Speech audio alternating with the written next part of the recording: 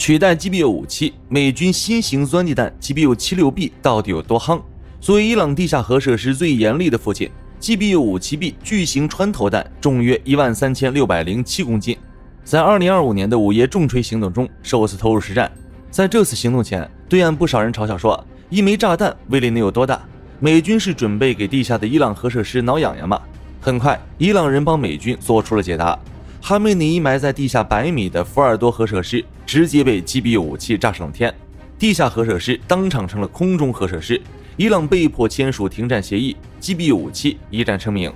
从此以后， GBU-57 MOP 成为毫无疑问的全球威力最强常规钻地炸弹，没有之一。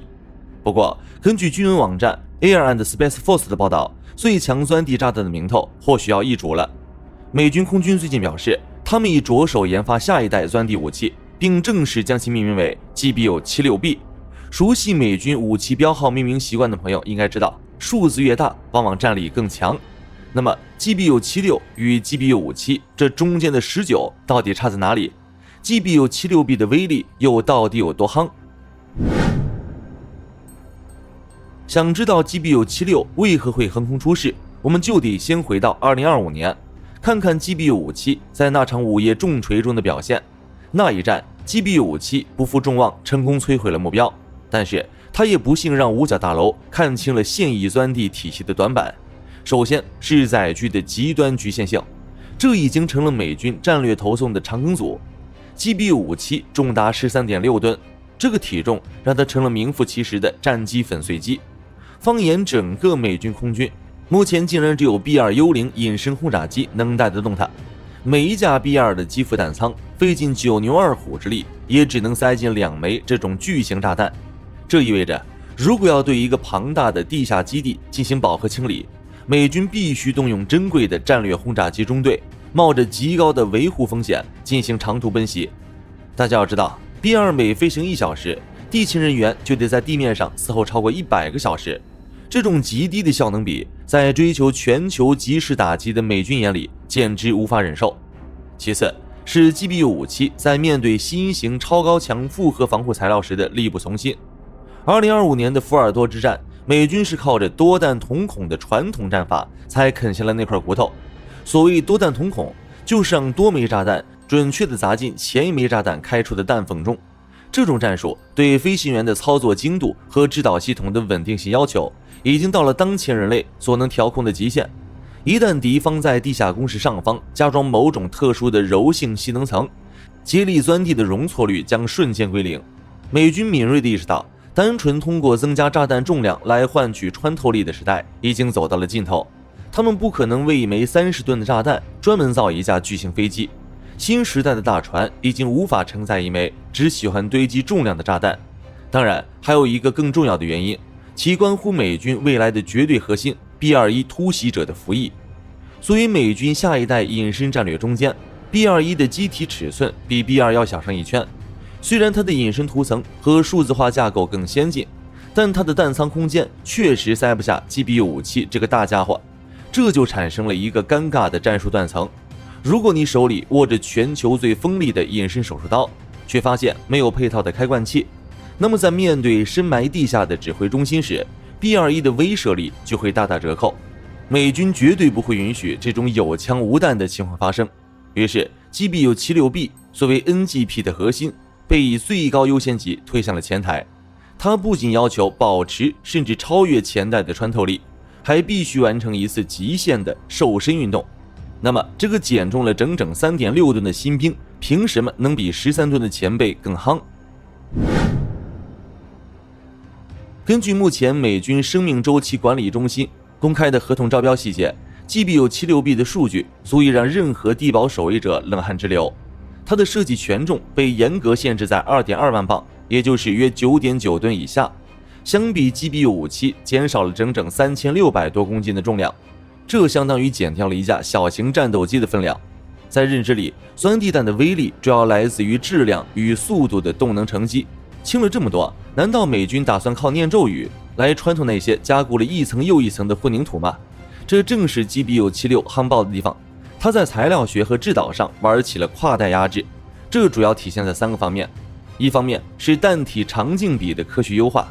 大家可以想象一下，用一根粗木桩更容易插进土里，还是一根纤细的钢针更容易刺穿皮革？美军毫不犹豫地选择了钢针。他们在 GBU-76 上采用了更细长、横截面密度更高的气动构型，配合波音公司研发的某种新型高密度钨合金轻车体。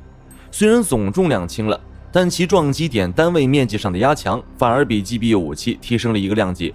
这种设计让炸弹在接触地面的瞬间，将所有动能高度凝聚在一个极小的物理点上，就像是用高压水刀去对付厚钢板，其切割效率远超传统的电钻式破坏。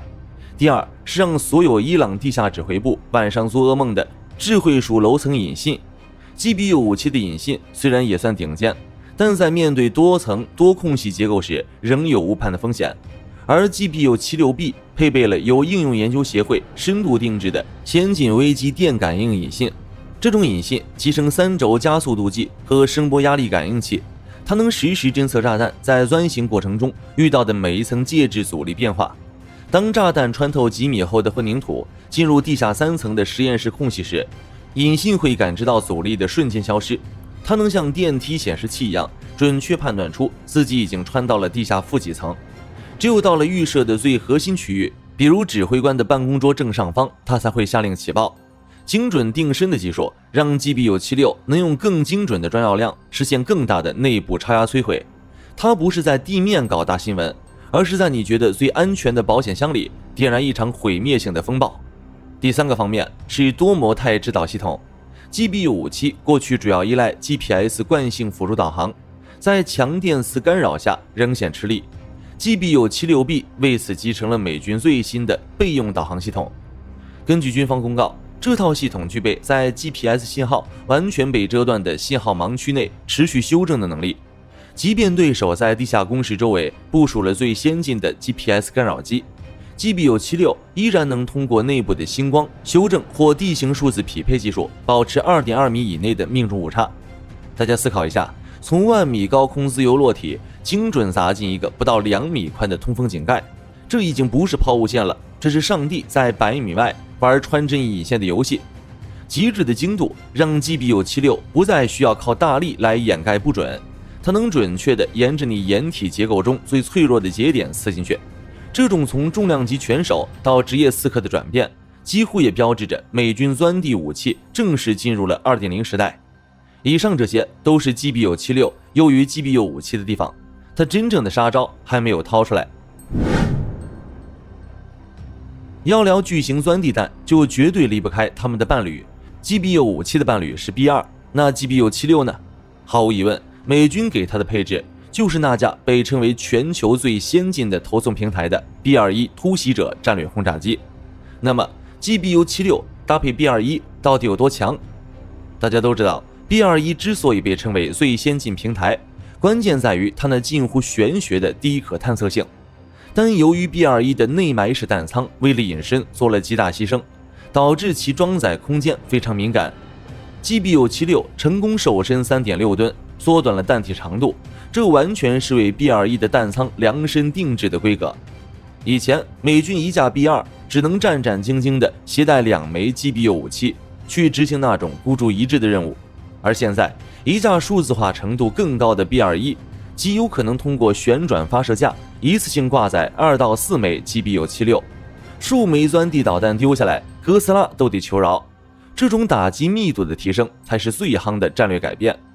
大家可以算一笔账，在未来的高强度冲突中，美军如果出动一个由12架 B-21组成的隐身编队，他们能一次性向同一个地下坐标投射超过40枚万磅级的智能钻地弹，这种密度的连续饱和轰击能让任何号称固若金汤的掩体瞬间变成废墟。即便你的核心设施埋深超过150米，在40枚能精准楼层的炸弹面前，也只是延缓几秒钟的死亡。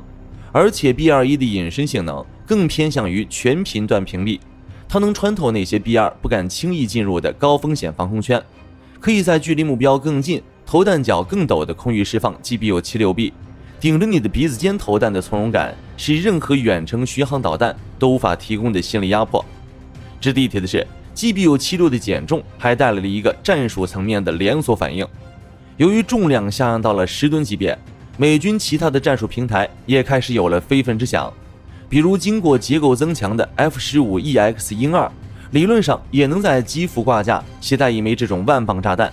这意味着美军不再需要每次都动用昂贵的轰炸机资源去对付地下的小鱼小虾，在夺取局部制空权后，一架看似普通的重型战斗机就能带走敌人的地下弹药库或指挥所，打击门槛的断崖式降低，让钻地打击从一种战略威慑变成了战术日常，这才是最让潜在对手感到脊背发凉的地方。就好比你花了几百亿美金，动用了几代工程师挖掘的地宫，但美军只需要派出一架重型战机，挂载这种工业化产量的 GBU-76，就能在短短几分钟内让你几十年的经营化为乌有。成本不对称的博弈才是美军在军事技术上最夯的护城河。另外，美军甚至还在同步推动 DARPA 的震波控制技术计划，通过炸弹在接触地面时的特殊高频振动，让岩石层发生瞬时的液化效应。这项技术如果整合进 GBU-76 的后续改型，那就不再是物理层面的钻洞，而是直接把目标上方的山体结构给震碎，让里面的掩体像被埋进流沙里一样被活活挤压变形。美军从物理底层、材料科学到投送体系的全方位技术闭环，让钻地这项高难度业务已经领先了全球其他国家整整2个身位。但美军疯狂砸钱研发这个编号76的新王，真的只是为了炸几个地下核设施吗？很多网友可能会问，在这个高超音速导弹漫天飞的时代，美军为什么还要守着重力钻地弹不放？这就是美军的高明之处。他们深知，在物理规则下，有些破坏力是无法被速度替代的。高超音速导弹虽然快，但它的外壳为了耐高温烧蚀和减阻做得非常薄脆。它在撞击坚硬岩层时，弹头极易发生结构性崩碎，很难真正深入地表几十米。而 GBU-76 这种纯粹的重力穿透弹，就像是一颗实心的钨合金铁锤，它追求的不是快，而是狠、稳以及绝对的结构强度。美军在合同公告里明确要求，供应商必须具备制造万磅级大型弹头系统的5年以上经验，且绝对禁止外资所有或控股的公司参与这个项目。这种极致的技术垄断和保密程度，充分说明了这项武器的战略定乾坤意义。在我看来， GBU-76B 的诞生其实是在传递一个信号，在这个星球上已经没有任何地方可以被定义为绝对避难所。把指挥部埋进山腹，他们能用 GBU-76去剥掉山皮；把核实验室埋进大漠，它还可以用 B-21去实施点名。甚至你把潜艇基地修在坚硬的沿海悬崖下，它也能用这种高机动性的弹头去封死你的洞口。它不是在寻求某种战场上的军事，是在寻求单向的生存权裁决。从二战时的高脚球，到海湾战争的 GBU-28，到干飞福尔多的 GBU-57，再到如今的 GBU-76，美军始终牢牢把持着深地打击领域的规则制定权。他还用全球唯一的全隐身轰炸机机队，构建了最稳固的末日快递投送网络。这种全方位的技术压制，才是美军最夯的战略本钱。而面对这种能数楼层、能抗干扰、能钻透地壳的怪兽，那些还迷信地下工事能带来绝对安全感的人，或许真的该从梦中醒来了。当然，目前 GBU-76B 还处于开发之中。至于它未来是否能如美军预估的那么强，顺利接替 GBU-57，成为美军下一代 MOP 王牌、世界钻地弹之王，还有待时间检验。